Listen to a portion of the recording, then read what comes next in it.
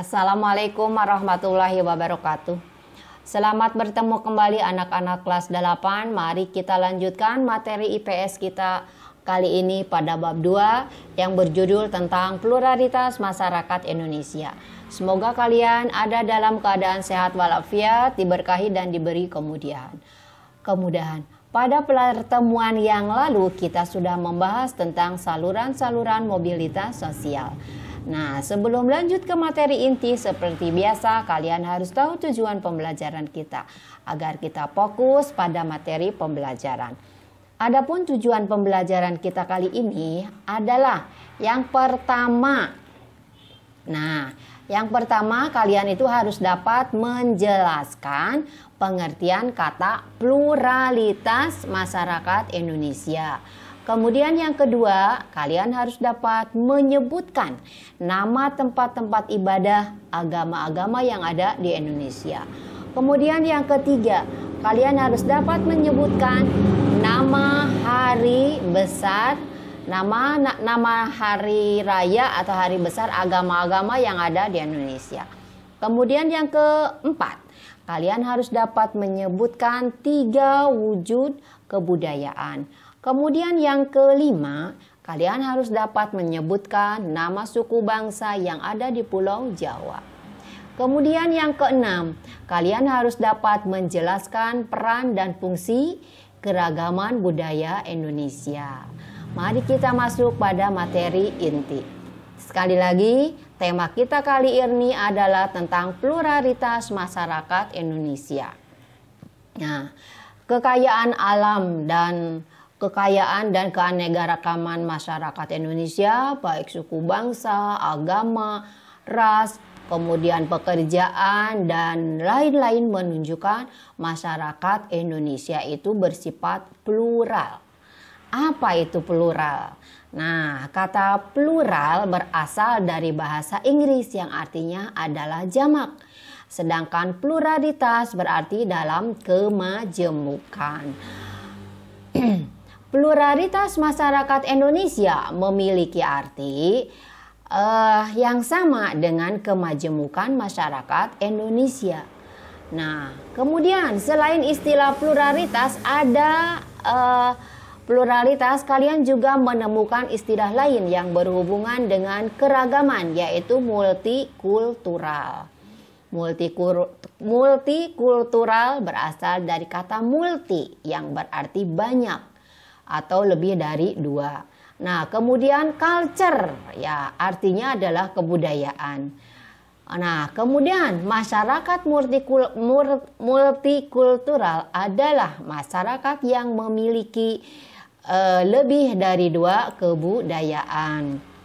Nah, sekarang masyarakat multikultural tersusun atas berbagai budaya yang menjadi sumber nilai bagi terpeliharanya kestabilan kehidupan masyarakat pendukungnya. Kemudian keragaman kebudayaan tersebut berfungsi untuk mempertahankan identitas dan integrasi sosial masyarakatnya. Nah, dalam pembahasan pluralitas masyarakat Indonesia, kita akan membahas tentang yang pertama tentang perbedaan agama, kemudian tentang perbedaan suku bangsa, kemudian perbedaan budaya, perbedaan pekerjaan. Mari kita bahas satu persatu. Yang pertama adalah tentang perbedaan agama. Kita tahu bahwa setiap agama memiliki arahan yang berbeda dalam menjalankan ibadah atau upacara keagamaan. Dengan memahami kegiatan agama lain selain yang kita anut, maka dalam diri kita akan menumbuhkan sikap toleransi. Nah, toleransi dalam beragama bukan berarti kita mencampur adukan ajaran agama, tetapi saling menghormati dan membantu menciptakan keamanan dan kenyamanan umat beragama lain dalam beribadah. Kita tahu bahwa di Indonesia itu agama-agama yang ada di Indonesia diantaranya yang pertama adalah agama mayoritas, yaitu agama Islam. Nah, pada saat ini agama Islam merupakan agama yang dipeluk oleh sebagian masyarakat Indonesia. Menurut sensus tahun 2010 sebanyak 87,2%. Nah, penduduk Indonesia beragama Islam. Kemudian kalian mungkin tentu masih ingat pelajaran IPS kelas 7 yang mengisahkan perkembangan kerajaan-kerajaan bercorak Islam di Indonesia ya. Agama Islam diperkirakan telah masuk ke Indonesia pada abad ke-7. Kemudian diikuti perkembangan kerajaan-kerajaan bercorak Islam di Indonesia. Nah, sebelum kedatangan Islam di Indonesia telah berkembang agama Hindu dan Buddha sekitar abad ke-4 Masehi. Nah, kita lanjutkan lagi.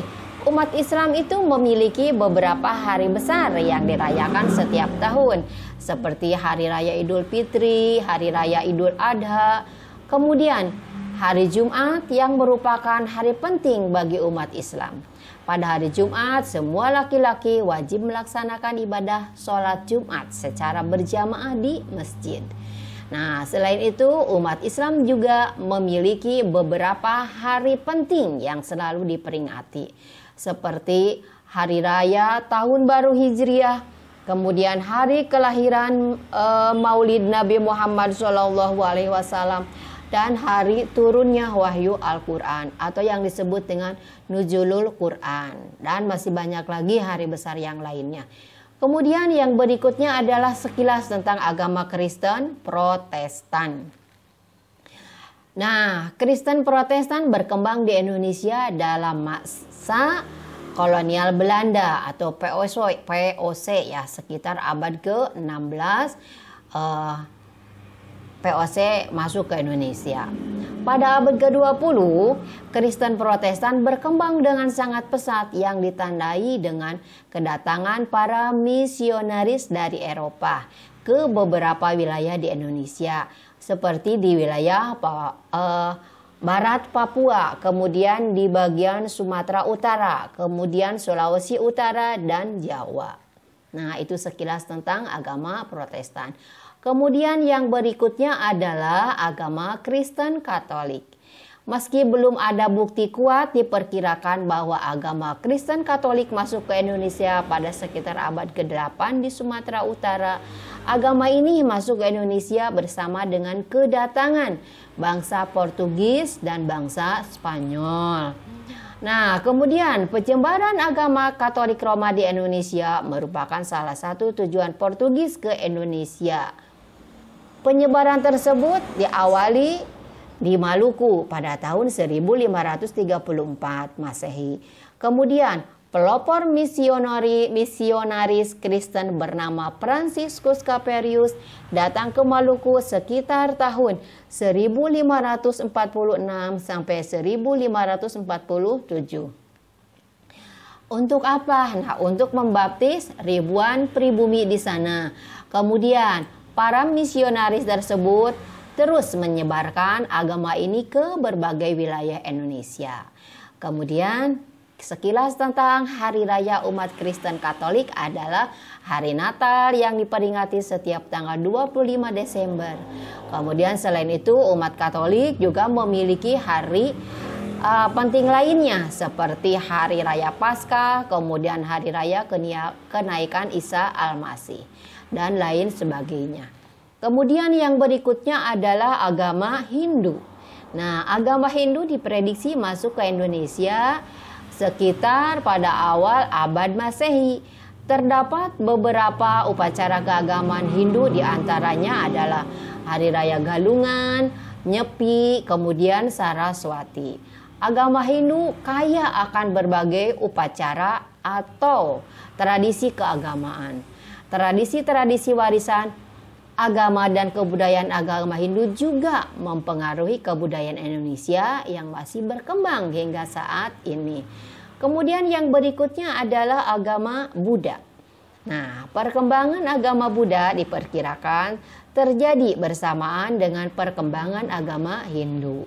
Kerajaan Sriwijaya di Sumatera merupakan salah satu pusat studi agama Buddha di Asia Tenggara.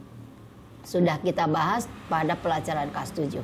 Nah, di sana banyak sarjana dari Tiongkok dan bangsa-bangsa Asia Timur mempelajari agama Buddha di Sriwijaya.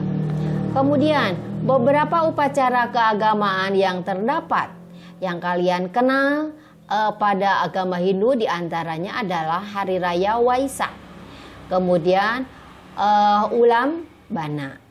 Nah, Waisak dirayakan pada bulan Mei pada waktu terang bulan. Nah, terang bulan purnama. Kemudian untuk memperingati 3 peristiwa penting, yaitu lahirnya Pangeran Siddhartha, kemudian Pangeran Siddhartha mencapai penerangan agung, kemudian juga menjadi Buddha dan wafatnya Buddha Gautama. Nah, itu tentang agama Buddha. Yang berikutnya adalah tentang agama Konghucu. Nah, perkembangan agama Konghucu di Indonesia telah terjadi selama beberapa abad. Banyak ditemukan tentang kelenteng di Indonesia yang biasa dipakai sebagai tempat ibadah umat Konghucu. Kemudian agama ini memiliki banyak hari penting. Namun, Hari Raya Imlek menjadi hari raya yang dikenal secara umum. Karena apa? Karena ditetapkan sebagai hari libur nasional di Indonesia. Jauh sebelum agama Islam, Kristen, Katolik, Hindu, Buddha, dan Konghucu berkembang di Indonesia, telah berkembang berbagai aliran kepercayaan. Nah, aliran kepercayaan sampai saat ini kalian dapat menemukan berbagai aliran kepercayaan yang dianut sebagian masyarakat Indonesia. Berbagai aliran kepercayaan sebagian telah berkembang sejak masa pra-aksara. Nah, itu jadi dalam pluralitas yang pertama kita membahas tentang perbedaan agama. Jadi karena banyak perbedaan agama. Kemudian yang kedua, dalam pluralitas kemajemukan masyarakat Indonesia ini dibahas tentang perbedaan budaya. Nah, kalian hampir setiap hari mendengar istilah budaya atau kebudayaan. Apakah yang dimaksud dengan budaya atau kebudayaan? Menurut Kuncharaningrat tahun 1996 menjelaskan bahwa kata kebudayaan berasal dari bahasa Sangsakerta yang artinya budaya, yang merupakan bentuk jamak dari budi yang berarti kekal. Kemudian yang kedua adalah culture, ya. Culture adalah kata asing yang berasal dari kata bahasa Latin colere atau coler yang berarti mengolah, ya, mengolah atau mengerjakan, terutama berhubungan dengan pengolahan tanah atau bertani, sehingga memiliki makna yang sama dengan kebudayaan. Yang kemudian berkembang, maknanya menjadi segala daya upaya serta tindakan manusia untuk mengolah tanah dan mengubah tanah.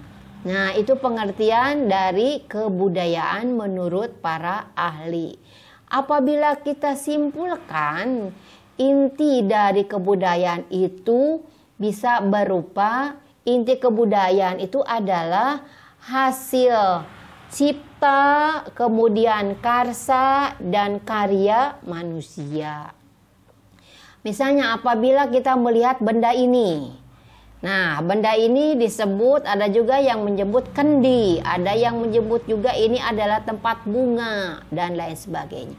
Untuk membuat ini kan perlu gagasan, perlu mencipta.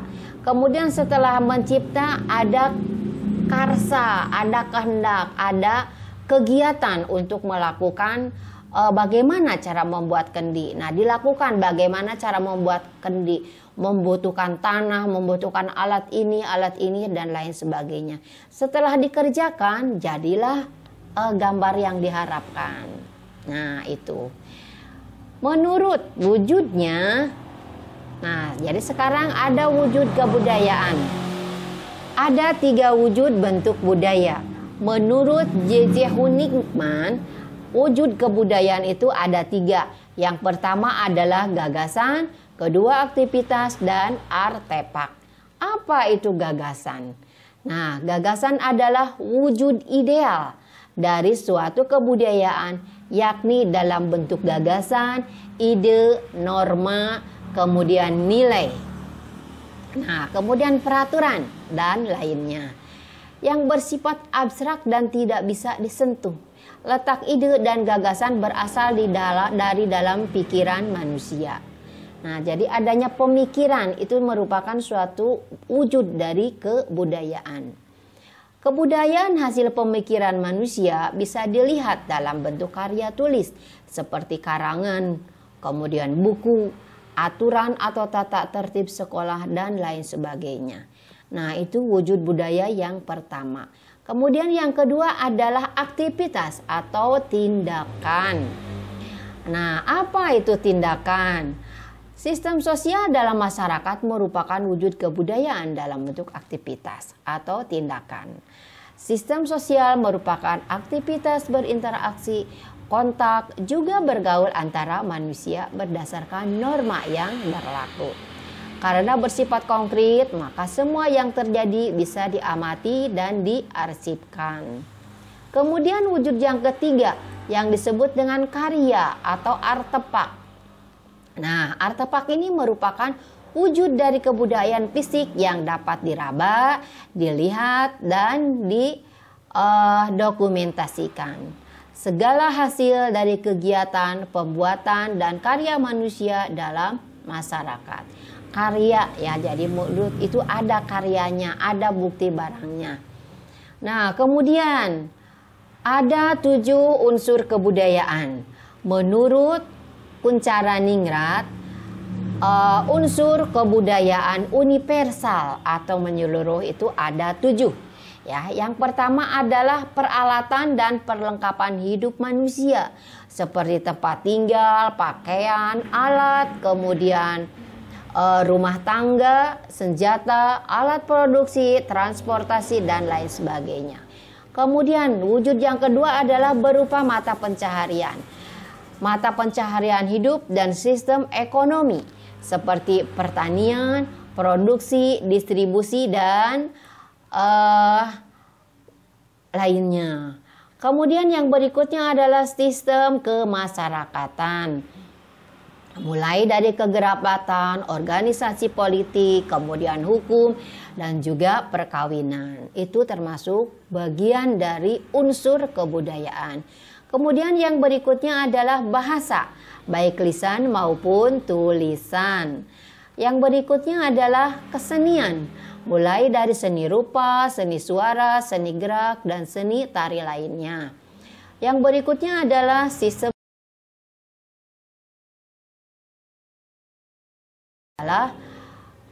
yang terakhir adalah sistem religi atau sistem kepercayaan. Nah, sekarang apa saja yang mempengaruhi perbedaan budaya masyarakat Indonesia? Nah, banyak hal yang mempengaruhi perbedaan budaya masyarakat Indonesia. Yang pertama adalah perbedaan lokasi. Yang kedua, perbedaan agama atau keyakinan. Mengapa perbedaan lokasi dapat menyebabkan perbedaan budaya masyarakat? Kalian bandingkan bentuk rumah asli masyarakat Jawa dan Kalimantan. Perbedaan kondisi alam di Jawa dan Kalimantan menyebabkan perbedaan hasil kebudayaan beberapa rumah yang berbeda. Nah, kalian juga dapat mengamati berbagai kerajinan yang dibuat masyarakat pegunungan dengan kerajinan yang dibuat masyarakat pesisir. Nah, jadi perbedaan lokasi itu dapat menyebabkan perbedaan budaya masyarakat. Nah, yang kedua adalah perbedaan agama atau keyakinan. Mengapa? Agama Hindu dan Buddha banyak meninggalkan hasil kebudayaan berupa patung dan relief pada dinding-dinding candi. Hal ini tidak dapat dipisahkan dari sistem kepercayaan Hindu-Buddha yang menjadikan candi sebagai salah satu tempat suci. Nah, kemudian pada masa perkembangan kerajaan Islam, hasil seni bangunan dan ukir relief patung bergeser menjadi seni ukir kaligrafi dan bangunan masjid. Nah, selain kedua hal tersebut di atas, perbedaan budaya juga disebabkan oleh faktor-faktor lain seperti adat istiadat, kebiasaan, dan tradisi. Nah, kita bahas yang berikutnya. Dalam pluralitas masyarakat Indonesia, yang pertama tadi perbedaan agama, yang kedua perbedaan budaya, yang ketiga perbedaan suku bangsa. Nah, terdapat sekitar 300 suku bangsa di Indonesia dengan populasi suku Jawa paling banyak, yakni sekitar 40% dari keseluruhan. Secara berurutan, suku Sunda, suku Melayu, dan suku Madura menempati suku terbesar di Indonesia. Sekali lagi, bahwa populasi suku Jawa menempati paling banyak, menempati paling Jawa, atau dengan nama lain bahwa di Pulau Jawa itu paling padat penduduknya.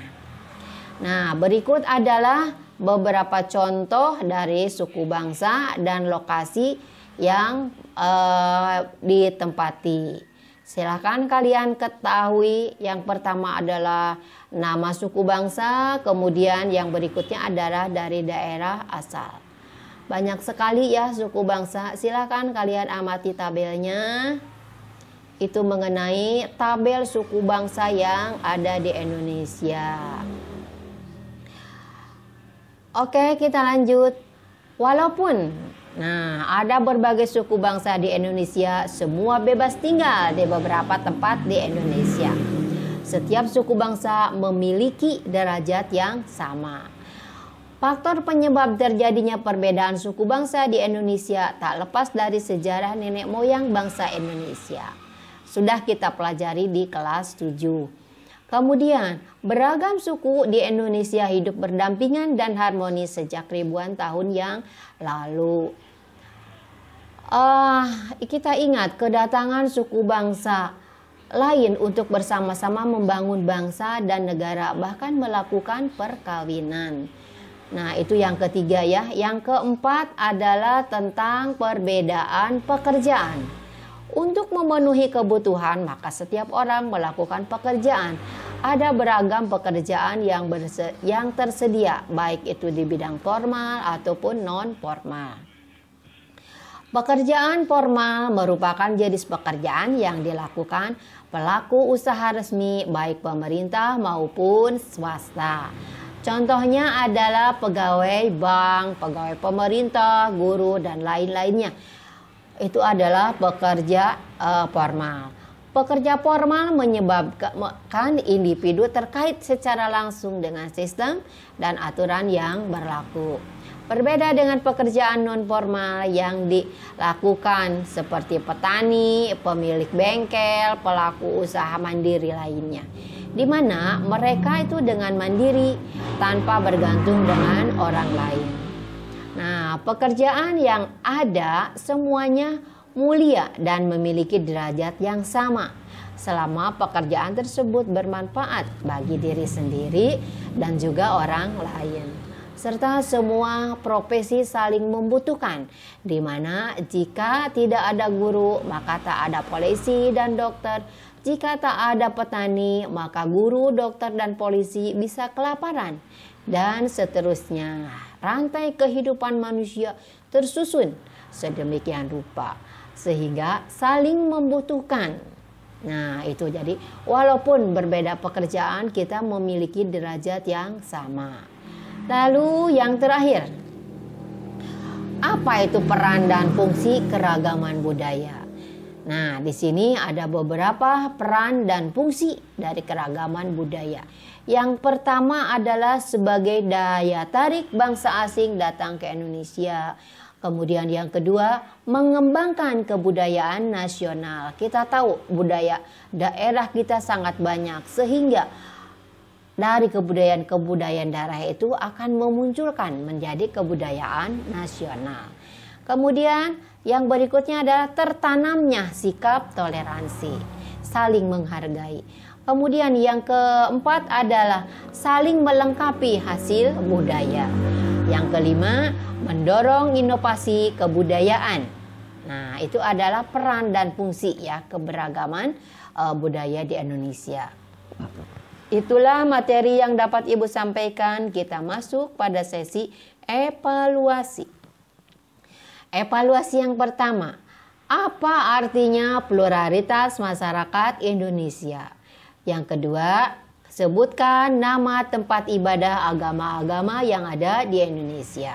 Kemudian yang ketiga, sebutkan nama hari raya agama-agama yang ada di Indonesia. Yang keempat, sebutkan 3 wujud kebudayaan. Yang kelima, sebutkan nama suku bangsa yang ada di Pulau Jawa. Kalian amati lagi tabelnya ya. Yang keenam, yang terakhir, jelaskan peran dan fungsi keberagaman budaya Indonesia. Itulah materi yang dapat Ibu sampaikan. Untuk materi selanjutnya kita akan membahas tentang konflik. Nah, demikian materi yang dapat Ibu sampaikan. Semoga bermanfaat, wawasan dan pengetahuan kalian semoga semakin bertambah. Ibu akhiri, wabillahi taufik wal hidayah. Wassalamualaikum warahmatullahi wabarakatuh.